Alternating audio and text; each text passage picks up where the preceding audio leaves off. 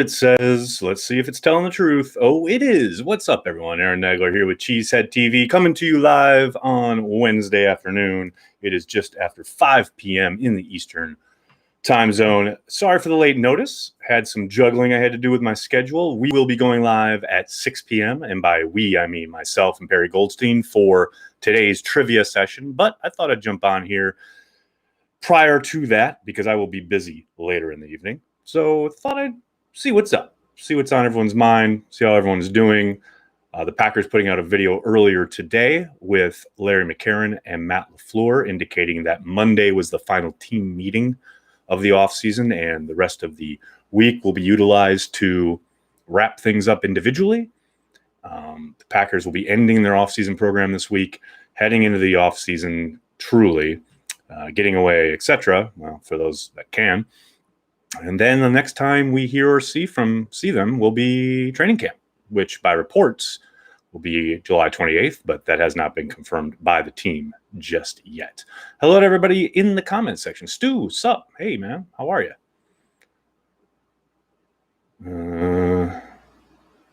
That's a yo, it's Warrior. What's up, man? In 89, the Packers wore white in the Tampa game and New Orleans game at home. I heard it was the only time they did until the white color rush. I was born in 91, so could you confirm this, and do you know why?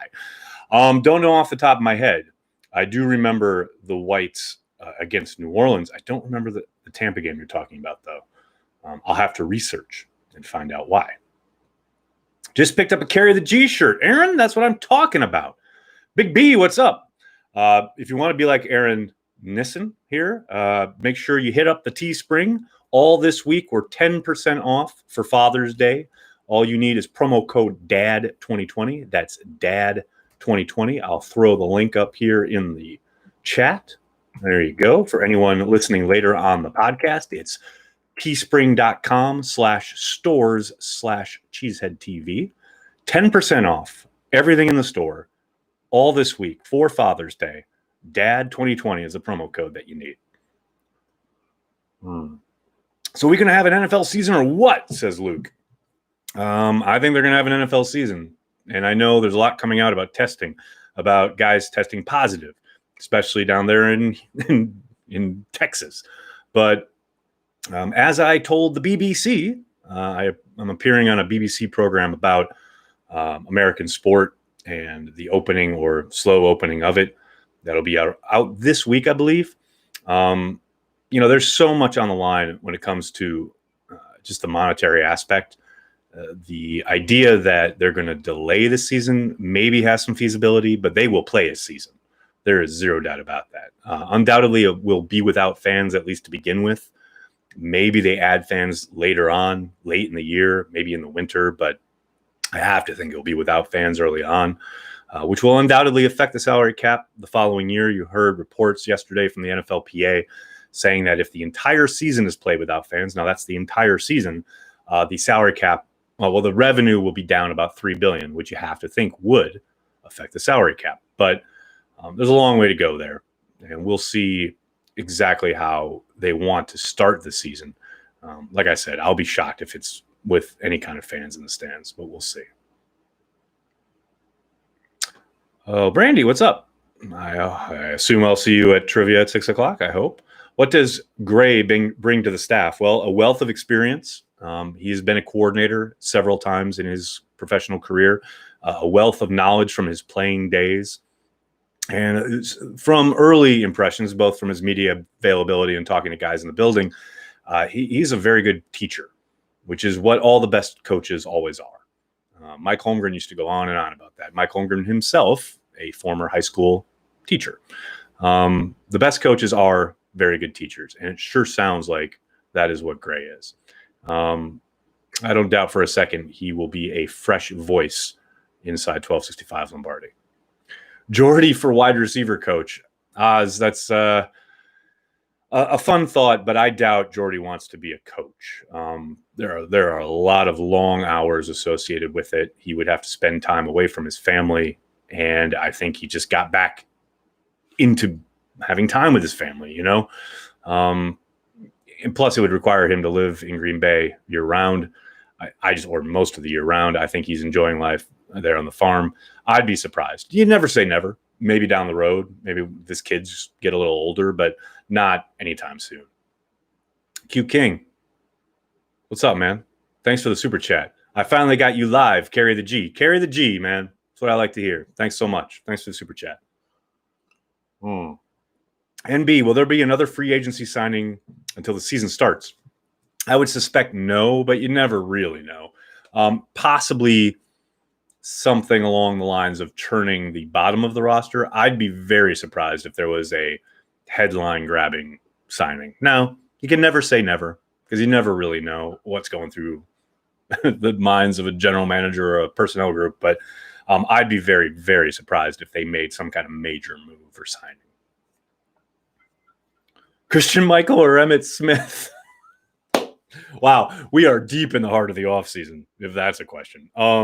Obviously, you got to go with Emmitt Smith, even though he's a hated Cowboy. He is the all-time rushing leader. It is hard to take that away from him. Lombardi was a teacher. Exactly, Ann. Perfect example. Someone who was one of the best, if not the best coach of all time, was also a teacher. Who would you pick as your biggest impact player on offense besides Rodgers? Oh, Brett, that's easy. It's Aaron Jones. Not even a question.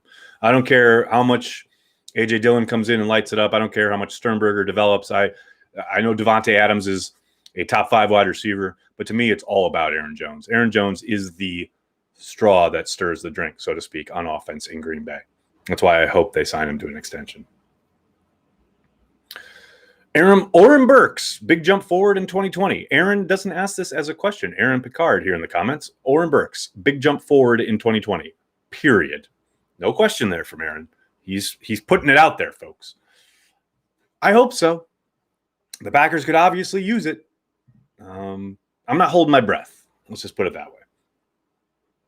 Will they get the rest of the draft picks signed before camp? Steven, absolutely. 1,000%. No question. Don't even fret about it. Don't even put that worry away. Just put it in the drawer and shut that drawer and forget that drawer exists. They're going to be fine. Tyler Lancaster or Reggie White. Now we're off the rails. Aaron Jones' ability as a wide receiver is what I think will get him a second contract. Robin, that's an excellent point. His ability in the passing game certainly adds to his value. And it's what makes him so dangerous and what makes him so kind of indispensable when it comes to his value in Green Bay. You saw teams really have to adjust on how to play their offense because of his versatility down the stretch last year. I don't think there's any question that they want to sign him.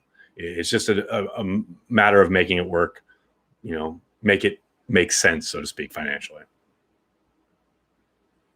PFF didn't have Rodgers in the top 10 coming into the season. Thoughts? Travis, who cares?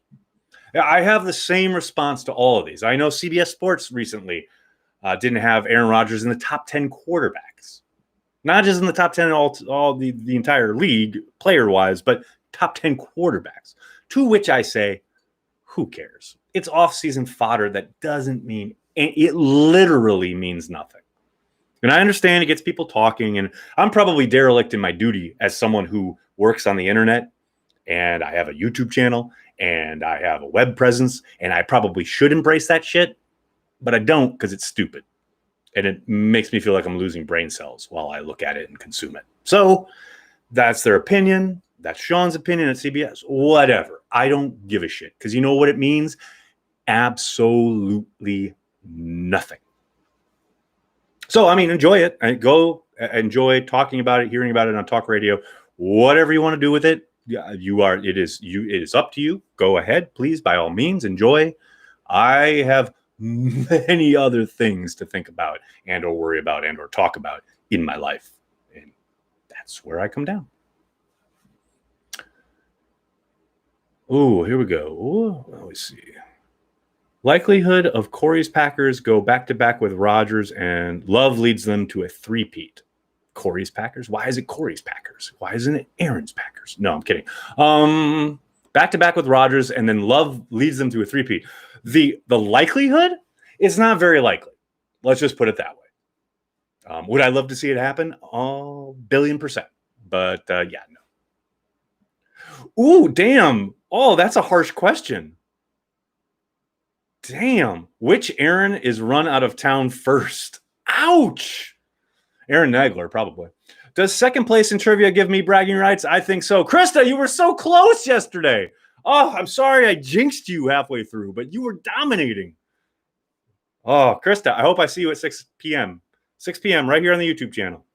You were killing it yesterday. And then you just dropped back, and then you got back up to second place.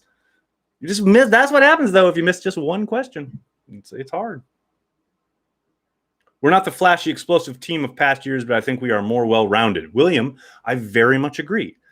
I do worry about the lack of speed overall on the Packers as a unit, as a whole, as a team. That is the one glaring difference between them and a lot of the other contenders. And I do hope that doesn't come back to bite them. But for the most part, I agree with you. I don't think they're going to spread it out and throw it all over the yard and score 40 points and we're all going to get really excited. I think they're going to be a much better, more well-rounded team. And I hope that brings them a championship in the next 5 years. Could the absence of live fans help more than hurt? I suppose it could in the sense of distractions or noise, whatever, but I really think it's a wash. I mean, it's that age-old thing. Both teams are playing in the same environment. The fans can be the one kind of tipping point as far as when you're on offense on the road, it does get louder. But for the most part, you're both playing in the same environment. So could it be the difference between winning and losing? I highly doubt it, but you never know. Maybe there's a crucial false start that would have happened if there had been noise that doesn't happen. I don't know. It's hard to quantify.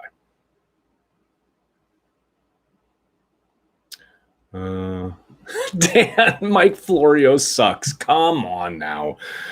I understand Packers hate relationship with Florio, but you guys rise to his bait way too often. How could I ever be late for an extra cheese? Well, Joey, I was very, very late in announcing it. I was trying to work out my schedule, and then I figured 5 p.m. was like the one time I had a slot where I could do it. So I apologize for the late notice. Usually I try to give you guys a little bit more notice, but I have a 6 p.m. trivia, and then I got a busy night, so I thought I'd jump out. Jitsu, thanks for the super chat. What depth group is more worrisome if they don't perform, wide receiver or secondary? Interesting. Now, you guys know my old caveat. I don't worry about the Packers. I only worry about my children. But if there were a group that you would think would contribute more to their downfall / backslide if they don't perform, I would think it would be the secondary. Because, look, they just got to the NFC Championship game with, Geronimo Allison playing significant minutes. I think they can handle whatever they needed to handle on the offensive side at wide receiver. Secondary, now that's... they had a very good pass defense last year, and losing Tramon Williams is no joke. Now, I know they're banking on Kadar Holman, Chandon Sullivan, all those guys to step up and take that place, but if they don't, things could get out of hand quick. Eric Norman, I love it. Reggie Gilbert or Andy Malumba? Give me Malumba. I liked his first step, but Reggie was no joke. Brandy. Imagine listening to Troy Aikman without fan noise. Well, you might get to. We'll see. Anthony Little, what's up? Hi, Nags and all. How much will the limited team group training sessions benefit the Packers early in the season? E.g., Vikings likely have a high team turnover, etc. We've talked about it a lot here on the channel this offseason. I do think it will play a role early on in the season. Matt LaFleur kind of brushed that aside when I asked him about it. Last time he had availability, but I do think it will be kind of akin to what we saw after the lockout. Teams now, a lot was made about off-season workouts, what have you. And funnily enough, Rodgers did say he has been throwing to guys this offseason, but I do think continuity can only help you in that regard. And the Packers will have a ton of it because they didn't make a bunch of moves. So I don't think it's going to be a huge difference. I don't think it's going to be a monster kind of, pendulum swing one way or the other, but every little bit helps, right? And I do think continuity in that regard, especially heading into the second year of the offensive system, you got to think it'll help a little bit, no doubt.